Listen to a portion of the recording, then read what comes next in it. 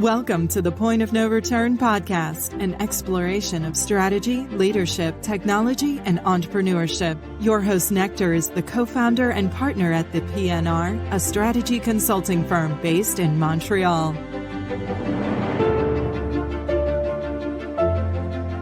everyone, and welcome to the Point of No Return podcast, a show where we interview presidents, CEOs, and industry leaders to better understand how they think about strategy. On today's show, I have a special episode. It's a 2-for-1. We had Deborah Kilpatrick, VP Marketing and co-founder at SourceKnowledge, and Hector Pantazopoulos, CRO and co-founder at SourceKnowledge.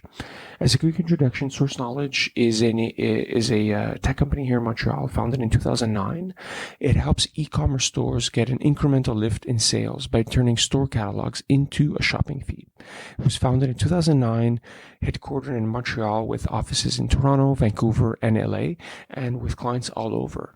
It was an interesting conversation with Hector and Deborah because we spoke about, SourceKnowledge, why they founded it, why they left good jobs to essentially, take the startup risk, and what they're trying to build and what they've been building at SourceKnowledge.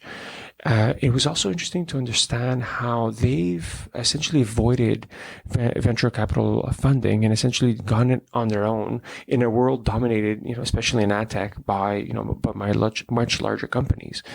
We got into the nitty gritty of it because it was also interesting for me to dive into digital advertising after being out of that industry for a little bit of time. We spoke about the dominance of companies like Google and Facebook. We spoke about the disappearance of the cookie, and also just how SourceKnowledge fits into that stack. So super interesting conversation. And I think that you'll learn something out of it today. Thank you very much. So Hector and Deborah, I guess the first question I want to ask is, how did you get into this whole world of digital advertising? Well, I'll take that question first. For myself, I'd say that my entire professional career really has been in digital advertising. I guess I started my career doing some affiliate marketing and affiliate advertising right out of university. Back then, there wasn't a lot of opportunities in the digital space. And I had the opportunity then to get moved into a kind of a search engine company here in Montreal, which ran some PPC ads and ran some search ads. It was called Mama.com. And that's really where I met the founders of SourceKnowledge. Yeah, Mama.com was like the original gangster, right, in the space. It was the gangster search engine in the space. And Deborah was there, and really all the main founders of SourceKnowledge worked at Mama.com. So that's really where we all met each other, and we kind of grew the company outside of that experience. And that was really the experience that taught us everything about digital advertising, about pay-per-click advertising, about display advertising, and got our interest. Yeah, it's funny. We must know a lot of the same people, right? Because Montreal's a small community, and like a lot of people got their start at Mama.com back in the day. And for yourself, Deborah, did you ever see yourself getting into digital ads? Was it like part of a master plan, or you just kind of fell into it like Hector? So when I finished university, I was in the co-op program at Concordia, and my last co-op stage was at the Montreal sales office for Sun Microsystems. I don't think the office is here anymore, but so that was really my first foray into sort of like an internet company. They were dealing with servers, obviously, back then. And so when I finished that stage, it was just a connection that I had there, knew somebody at Mama.com, and then I applied right out of school, and I got a job in customer service, working with the advertisers, and I worked my way up to being the head of the marketing department there, and then also working with investor relations, and so I really felt an affinity towards all things internet at that, that would have been 2001. So very early on in the digital advertising space. And then it's been only that ever since. I was at Mom, I think, for about 4.5 years. And then I started my own SEO consulting company that I ran for 2 years. I did a lot of consulting for Concordia, actually, my alma mater, and then we all joined forces to start SourceKnowledge. So it's just been sort of, it feels like a continuous path, really, since school. Yeah. And what has it been about the space that's kept you guys passionate about it, right, for so long, that you stayed in the space? I'm curious to see the evolution. I read this book by Malcolm Gladwell, who said, you're good at anything as long as you put in 10,000 hours. And we've put in way more than that. So this is where we live. That's it. Yeah. Yeah. I mean, there's nothing else that we're good at. Yeah. Well, it's a question of being good and also liking it. So maybe the other question is, why do you like it, right? Because it feels like, just speaking briefly, that you guys actually have this deep passion about the space. So besides being good and experts. Right. I think, I can speak for myself in the sense that when you enter into something almost in a pioneering type of sense, you really are sort of, you're kind of, born into it. And it just, that sort of that little kid passion that you experience when you are good at something, and when it allows you to enjoy it and excel and to make it your own. So I think that's what it is, in the sense that we were all very young. The industry was very young. We were all able to put our stamp on a lot of technology, certainly, that's still being used today. So I think when you have all those factors together, you just feel that, being good at something and loving it are sort of one and the same at that point. Yeah. No, that's a good insight. Yeah. And then Hector, on your side, when you guys were at Mama, how did you come up with the idea for SourceKnowledge? And more importantly, why did you decide to leave a pretty good job in a stable tech company to? Mm-hmm. Yeah, I mean, I think for us, there's a creativity involved in being an entrepreneur that kind of appeals to myself and maybe to all of us here. And we really wanted that challenge to start something on our own. And, after a while, once you've done it for somebody else, you want to see if you can do it for yourself. So it wasn't that there was this amazing tech idea that we came up with. It was more along the lines of kind of putting our eggs in our own basket and understanding that we can do this. If we put this work in, for ourselves and for our own company, we can actually build something from the ground up. And really was the challenge. It was the challenge that did it. At the time, probably maybe we were all younger and we just, taking that risk didn't mean as much, but, very grateful that we did it at that time. So that was really it. The original idea of SourceKnowledge was really for us just to start a company that we can focus on digital advertising, that we can put our efforts and our energy and brain power into our own thing. Yeah, and I'd like to unpack that original idea, because I want to talk about SourceKnowledge a little bit. It's like, you guys have been around for 10 years, and there's been a great evolution in terms of the product and what you guys are offering. So what was the original idea, and then maybe a little bit of like where you've evolved towards today?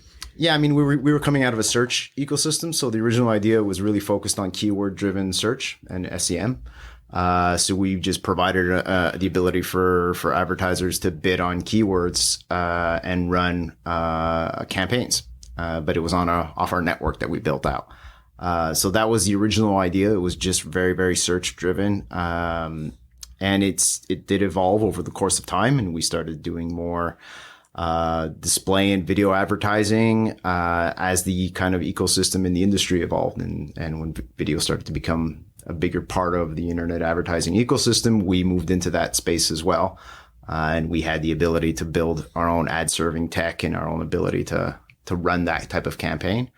And it's kind of a funny story where as we've progressed and we've moved out of the video space and more into the shopping space, it's really because we've reacted to outside factors. So, video became huge. YouTube got purchased by Google. Google became dominant in that space. Other companies started getting acquired by larger companies. So we ended up having to shift and focus to where the opportunities were, understanding always that we are we're a small Montreal shop. We're a small tech company. We're not going to take on, Amazon, Google, Facebook head on. We have to provide value outside of those ecosystems, which is where we've always focused. So we've moved very heavily into the shopping space, primarily because we saw the opportunity when companies like Shopify became more and more prevalent and popular, and just kind of the ability to create online retail shops for the average Joe became easier and simpler, and WooCommerce is there and Shopify is there. And if you want to start selling product online, you can do that today. Whereas, 5, 6, 7 years ago, it was a much harder, longer process to set up your own online retail shop. So there's this huge glut of shopping sites, and we saw an opportunity where we can provide traffic to these people. And again, focus on traffic sources that are outside of the big ecosystems of the big Amazons and Googles and Facebooks of the world. So that's been we've always tried to stay outside on the margins and kind of live in, as Deborah likes to put it, the open web, and extracting value from that area of the internet that isn't already dominated by the large players. Yeah, so the selling proposition, if I understand correctly, is really incremental reach, incremental lift that you're going to get outside of the big tech duopoly of Google and Facebook. That's right. And the service that you're providing is shopping focused and product listing focused. Maybe you go at a second level below. I'm curious to understand the value you guys bring to your customers. Sure. It's product listing focused. It's shopping focused, and ultimately it's driving a return, some kind of ROI, return on ad spend, some kind of sales driven goal that the retailer has. So on a base level, if an advertiser and retailer wants to spend $100 to make $200, they'll spend $1,000 to make $2,000. They'll spend $50,000 to make $100,000, et cetera, et cetera. So we're providing traffic that will convert or perform to that level and that degree, so that we can back out to the proper metrics. That's really the deep kind of value proposition that we're offering for the retailers. And outside of that, there's just the branding and exposure of being outside of the duopoly. Yeah. You have to reach those users, where that 30-40% of the internet that is not already on Google or a Google driven service or Facebook. Yeah, and it's your own proprietary network that you guys have. It's basically a marketplace, right? Where you work with specific websites. And I imagine you offer programmatically access to these sites, to your partners. Yeah. It's a platform we've built out that basically allows you to kind of plug into this proprietary marketplace. We've built these relationships over years that we have here, that we know sites. It's a collection of websites, comparison shopping engines, deal sites, review sites, in-text networks, and micro-influencers that will promote product on behalf of our clients. So we do this all kind of ourselves. Advertisers have the ability to go in there, create an account, edit their campaign, adjust their details, run their campaign through their own self-serve kind of ecosystem. So there's a lot of technology behind that, because we're delivering all these ads, we're hosting all the images, we're delivering all the product listing services. And we're tracking all the conversions and sales down the funnel. That's interesting. So on the one side, you've built a sales channel with direct relationships with these websites, and on the other side, you have a larger funnel of customers, right, that access directly via self-serve platform. Interesting, kind of like an AdWords, but where you have your own proprietary, like, let's say, inventory that you're selling, if that's correct. Yeah, it's almost a bit of a full circle, where we're back to the kind of more of a search-based product that we know. Mama had a very similar product as well. Exactly. We've built our own little kind of contained ecosystem where, these are the relationships that we have. This is the traffic you're going to purchase. And we have our own ability for you to log in and bid and buy against this traffic. And Deborah, question for you. I know you've been an advocate for the open web for a few years. I'd be curious to understand, what does it mean for you today, and where does the open web stand in 2020? Well, I think it's almost a political issue. I feel very strongly that, I grew up with the internet being far more open than it is today. From a business perspective, the internet really belongs to the big players, and decisions that they make impact every company that is operating on the internet.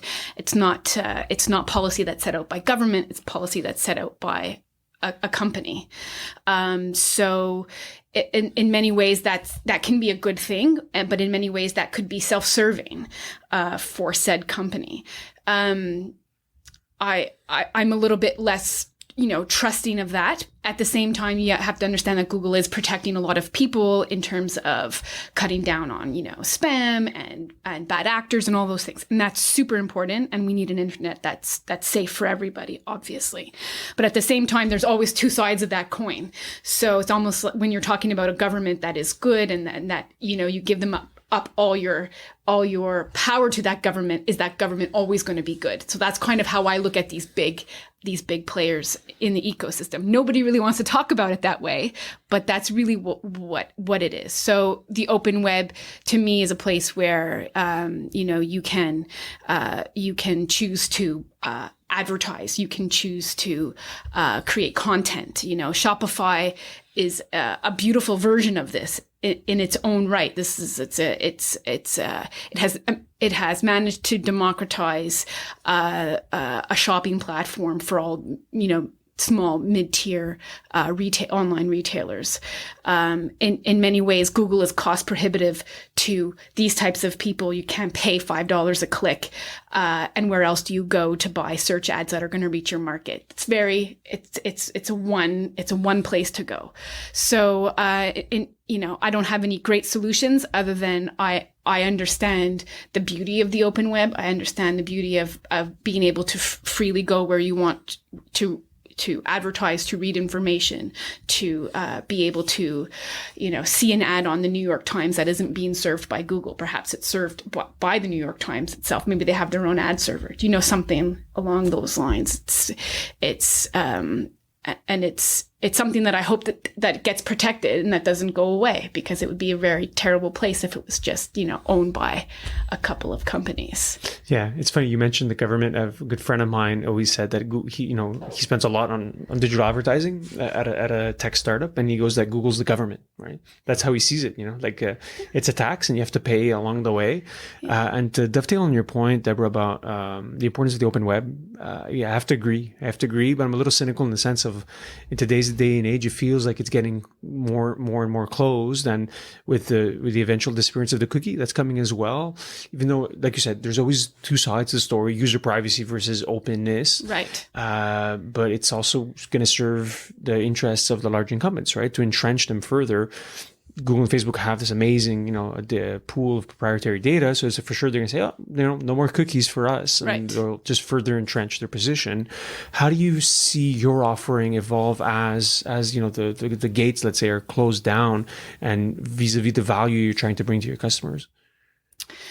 So, it's definitely something that we talk a lot about. I'm sure Hector has something interesting to say here as well.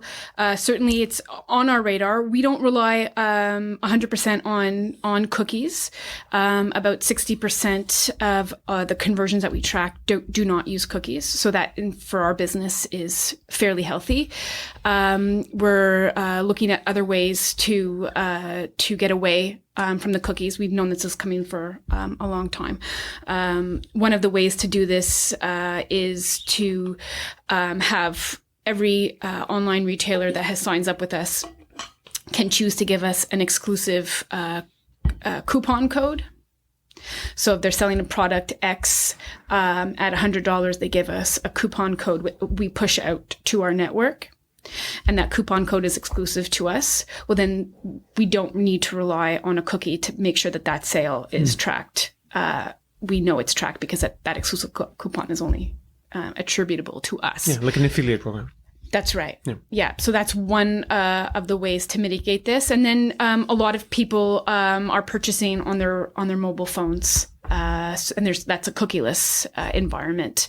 And so as more and more people become comfortable with purchasing on their mobile devices, we'll just see a lot less reliance on desktop, and that should, those numbers should be increasing in the next couple of years as well. So I think on those two fronts,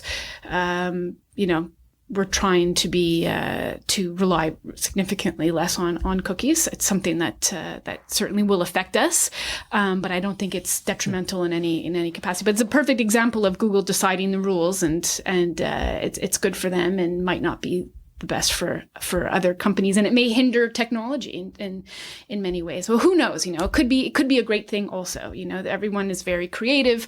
We'll probably see a lot more browser extensions crop up in the next couple of years. Honey, I don't know if you're familiar with Honey type. It got acquired for several PayPal. Billion. There's a reason for that. Yeah, there's a reason for that because it's dovetailing beautifully with this cookieless world that we're coming into in their browser extension. Yeah. And maybe Hector, on your side as chief revenue, how do you think about customer acquisition for SourceKnowledge, and how do you go about it? That's a good question. So, our customers really are retailers. So if you're an online retailer who's already run their campaign off Google or Facebook or both, and is looking for something outside of that space, that's kind of our target market. We have our sales department here in Montreal. We have sales in Toronto. We have sales in Vancouver. We focus heavily not only in the Canadian space, but we're targeting the US as well. We do attend conferences. We do some outreach that way, and we're in a bit of a growth acquisition kind of phase here where we've built out this platform that works and it converts and it does well, and we just need more advertisers and more clients. So, there's no one way to attract new customers other than having your sales on the ground, having as many demos and many reach outs and as many meetings as possible, and making the platform as seamless and easy as possible. So one thing that we've done here is, we've been mentioning Shopify a lot. We built up our own little Shopify app, and that allows any retailer that's using Shopify, install our Shopify app. And with a click of a button, you've done everything that you need to do to give us your product feed, give us your images, give us your catalog, and you can run a campaign with us. So, that allows us to really target that market very well because it's very simple to sign up with us if you've built that site on your site on Shopify. So we're trying to generate other tools in that same vein: WooCommerce, Magento, BigCommerce. There's other e-com kind of platforms that we can integrate with to help alleviate that sign in and onboarding process. And this is all, kind of part of the same kind of discussion, which is when you're outside of the duopoly, you need to make your product simple and easy to use. That's for sure.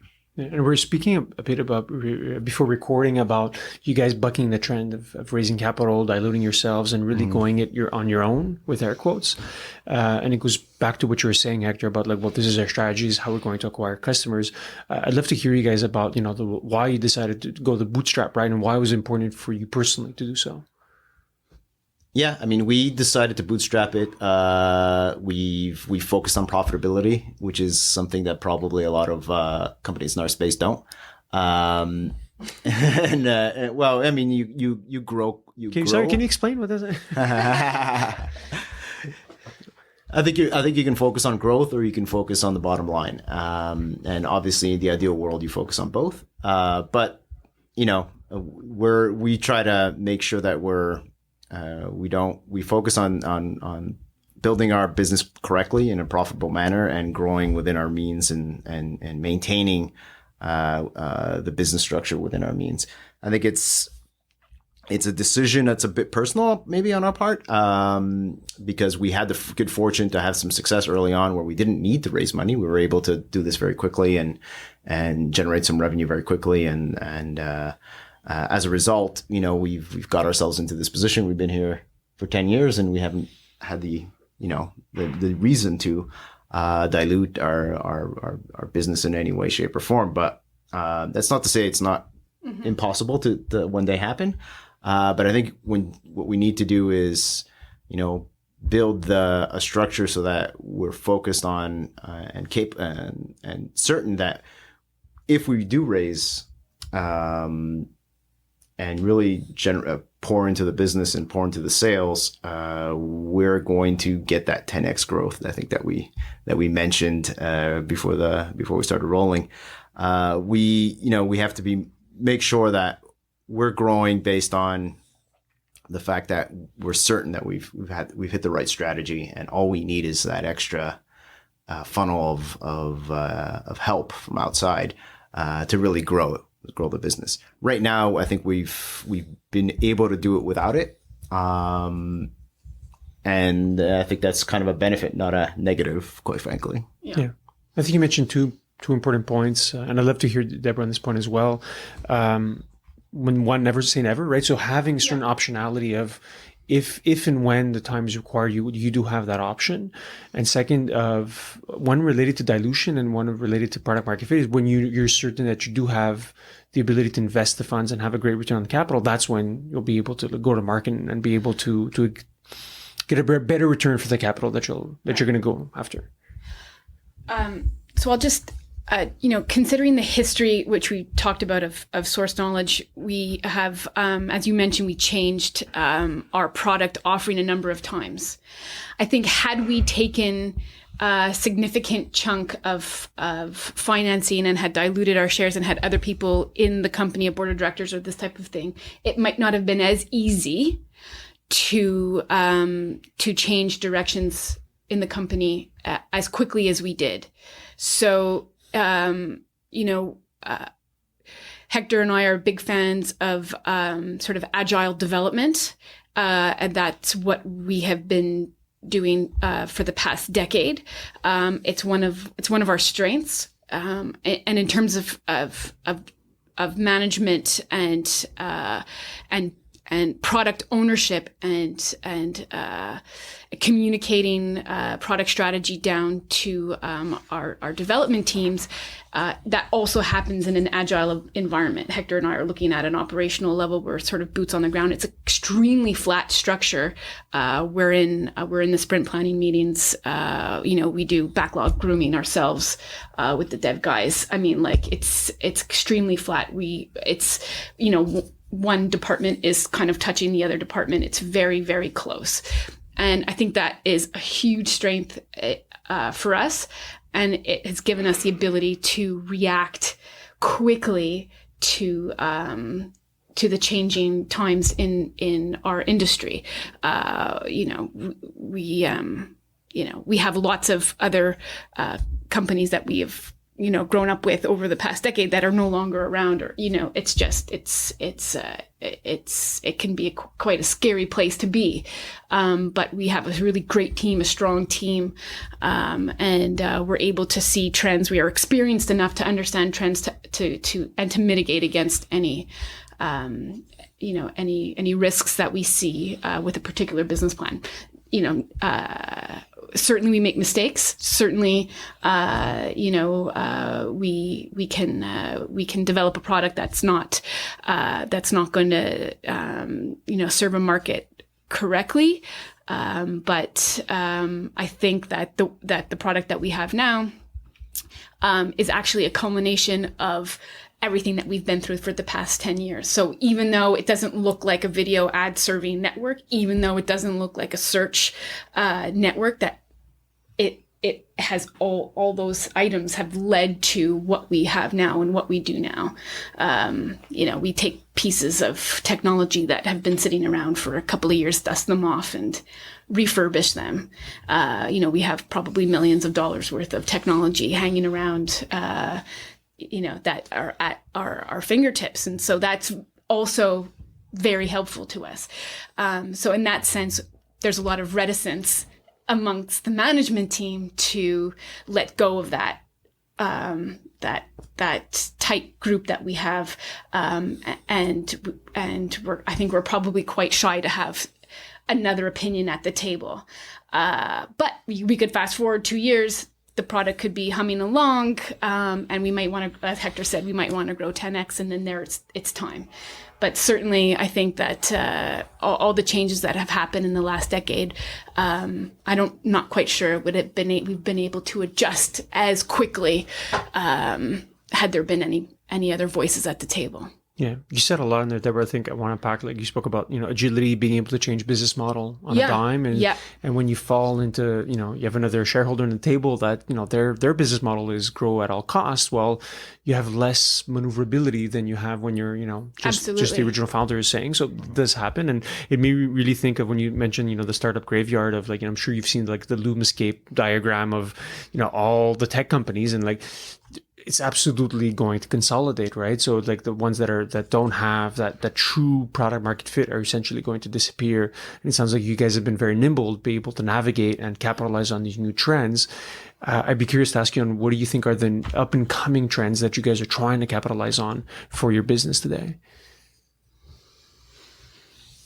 Well, I think I definitely would say, as you had mentioned, the cookieless world is going to cause a lot of kind of, stresses on different businesses, but it's also an opportunity. If you're the one that can actually, either through probabilistic models or through just basic discount codes, this type of thing, still measure up and track performance for campaigns in that environment, then you've built something that is very unique.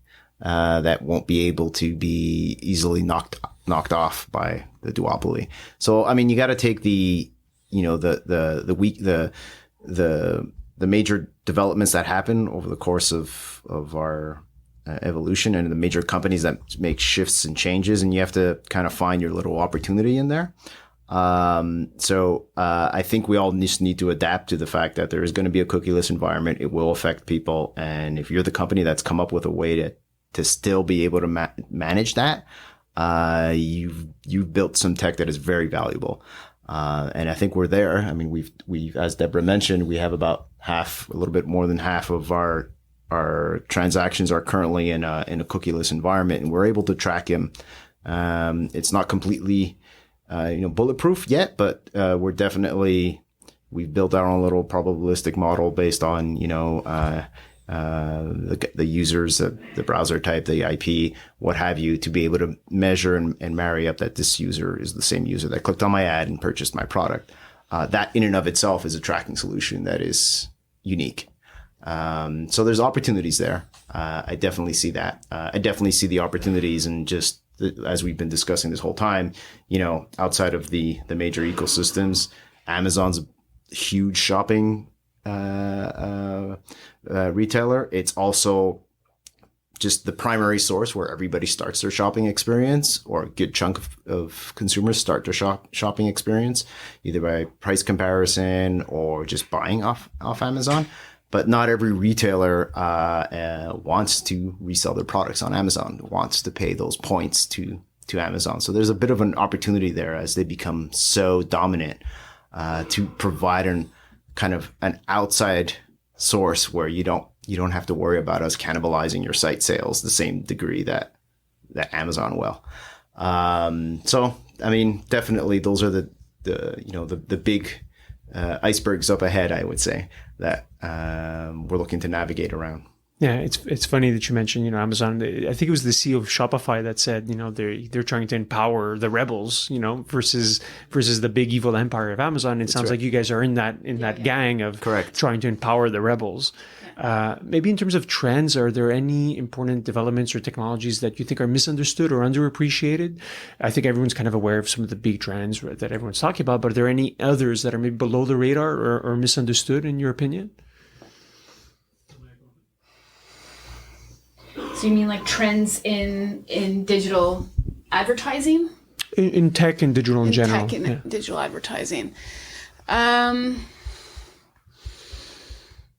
mean, people seem to be questioning, last click attribution a little bit more. That is good for us. I feel like people are becoming a little bit more, as a trend, people are becoming a little bit more savvy, understanding of what makes a good website, what makes a good product. Shipping is important. Clear pricing is important. When you start to have more sophisticated online retail stores, you'll have to rely less on the big Amazon to be able to push your product for you. You can push it yourself. So that I feel is a trend that's coming. As people become more and more confident, they're becoming more and more experienced with running their own online store. We'll hopefully see a little bit more support systems around these stores instead of, I sell my candles and I sell them just on Amazon, and I don't even have a website because I just trust Amazon to do it, and fulfill my orders and that type of thing. I feel like Shopify is a big player in that. WooCommerce is a big player in that. People are less worried about trying other things outside of Facebook and Google and Amazon. That there seems to be that pendulum is swinging back. Whereas, when I started my career, Google didn't exist, and people would, run ads on all sorts of different search engines, and then it was just Google. And now I feel like that pendulum is swinging a little bit more, where people are trying to experiment with different platforms and to see, if they can hit their own metrics. And the reason why they're doing that is because they're understanding their own metrics now better, and they're understanding the value of their metrics, and there's more confidence in the value that those platforms are providing to them. There's a lot of great, interesting insights that you brought up there, Deborah, about, like you said, bucking the trend. And it feels like this whole conversation has been about these contrarian views. We're just a couple of rebels. Yeah, that's right. I do want to thank you for your time. I realize that you guys are probably pretty busy. I do have one last question for you, Hector and Deborah. Where can people find out more about the work that you guys are doing in SourceKnowledge, and if they want to just find out more about your company? Yeah, absolutely. The website's sourceknowledge.com. You'll find everything about us there. We're definitely on LinkedIn and social media, but really sourceknowledge.com would be the place to find everything about us. Don't feel shy. You can reach out to us. Reach out to us on sign up, send a LinkedIn request. We're happy to have a conversation. Yeah, and you can install the SourceKnowledge Shopify app by searching for SourceKnowledge on the Shopify app marketplace. Great plug. Great plug, yeah. Great. Well, thank you so much for your time, guys. Thank you for listening to the Point of No Return podcast. Don't miss an episode by subscribing on iTunes or Google Play.